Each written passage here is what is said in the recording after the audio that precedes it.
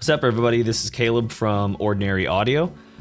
Just got a new toy in the mail today. The Shanling M7T digital portable music player and the accompanying leather case.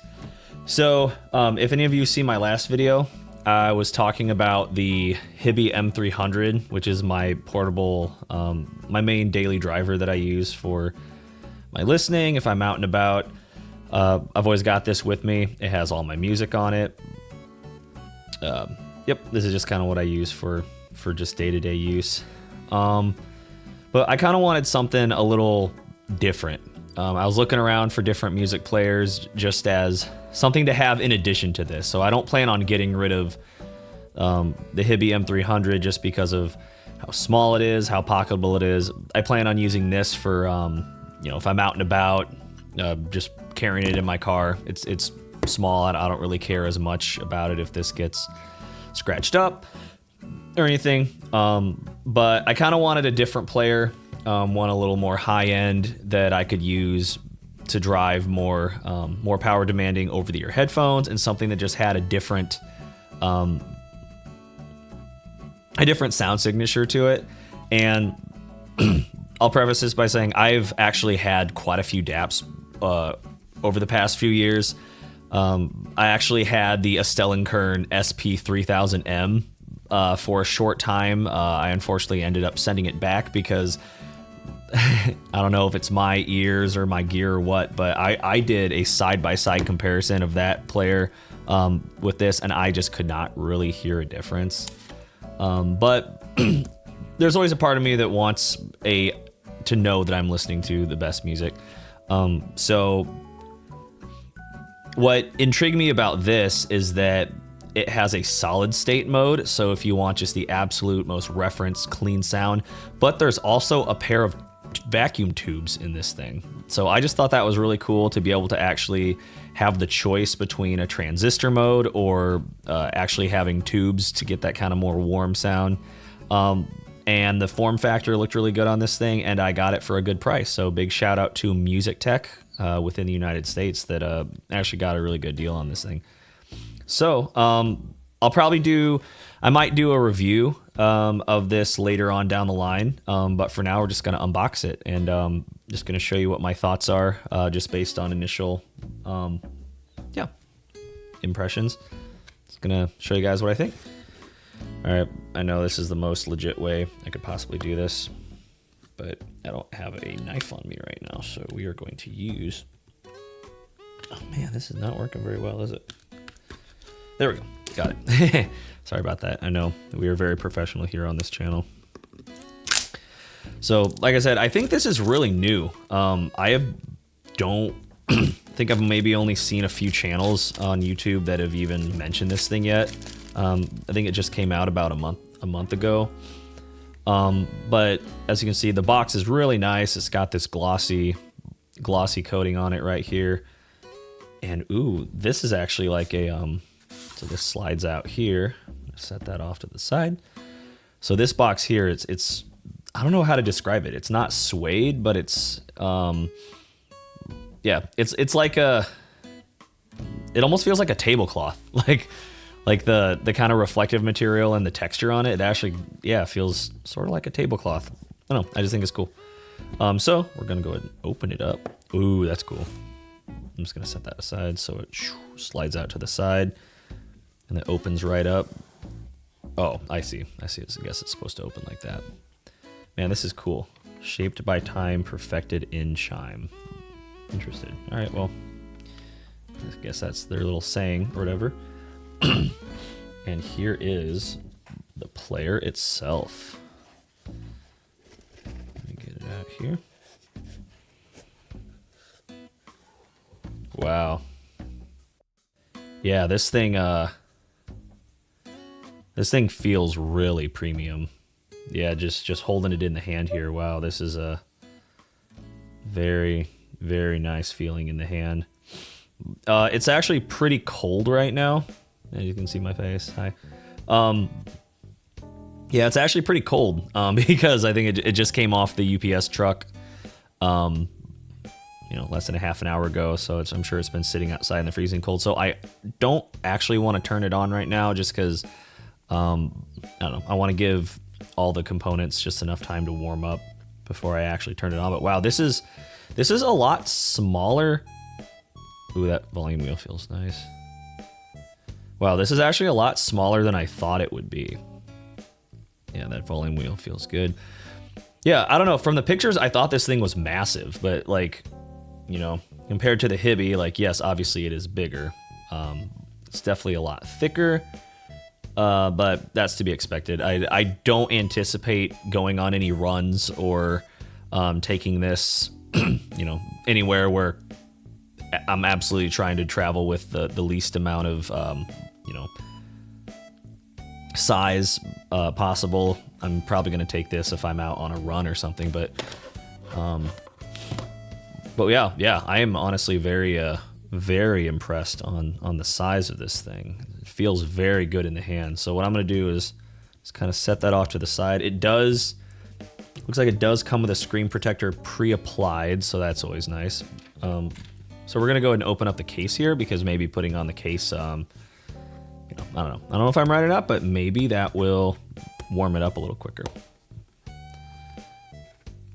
probably going to skip this part of the video because I know nobody wants to see me fumbling around just trying to open this case.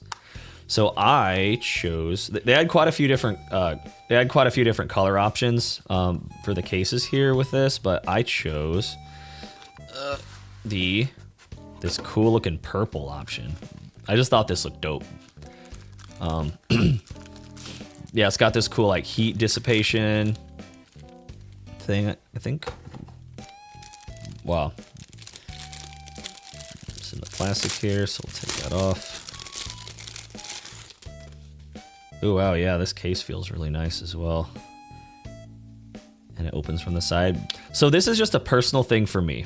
And I know this might not be, this might just be a hot take. I prefer cases that the player slides in from the side like this. Because honestly, I've had quite a few players in the past. I used to have an Ibasso DX300 that was a top loader, and there's a lot of other players that the player slides in the top.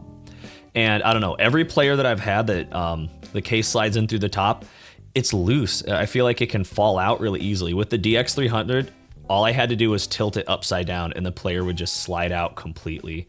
And that was a similar case. I used to have a Shanling M6 Ultra, but with this, it looks like it's got magnets. Looks like it's magnetic here, where it kind of grabs onto it like that. So we are going to go ahead and put the player in the case. Yeah, that's what I like to feel too. It's a nice snug fit. It's not too hard, but it slides right in there. And I can go like this to try to slide it out, and it's not going anywhere. I think those, I think the magnetic part of this is holding the player in pretty good. Wow, yeah. So far, I'm very impressed with how this thing feels. I will say I paid, according to the internet, this thing retails for like I think $1,250 US.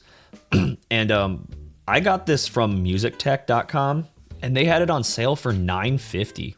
So it said 20% off. So I'm honestly not sure why they were selling a brand new player that hadn't even been on the market for over a month for 20% off. But I'm not complaining because ultimately that's what led me to actually making the decision to get one of these, because I might not have gotten it if it was at the full price. So just kind of going to do a tour of the unit here. Looks like we got forward, play, backwards buttons right here. And this is something I really like too, is that the case actually has a cutout for these buttons, because a lot of the players, when you got a leather case, it covers these up completely. I know all Estelle and Kearns players just cover it up and you can kind of feel it, but I like actually being able to have the buttons here. It's a lot better than having the case covered up. And as you can see right there on top, those are the vacuum tubes in there. that are gonna give us that nice warm tube tone, I assume. So yeah, so this is the player so far. We'll just go ahead and do a couple other things here. I'm sure this is the not so fun part. This is just gonna be all your accessories. So let's see what else we get here in the box. Yep, just kind of to be expected. Got your USB-C cable for charging. Instruction manual. An extra screen protector, so that's kind of nice. Warranty card. And the quick start guide. You know, all the stuff that you pretty much get with every player. So, not too interesting there.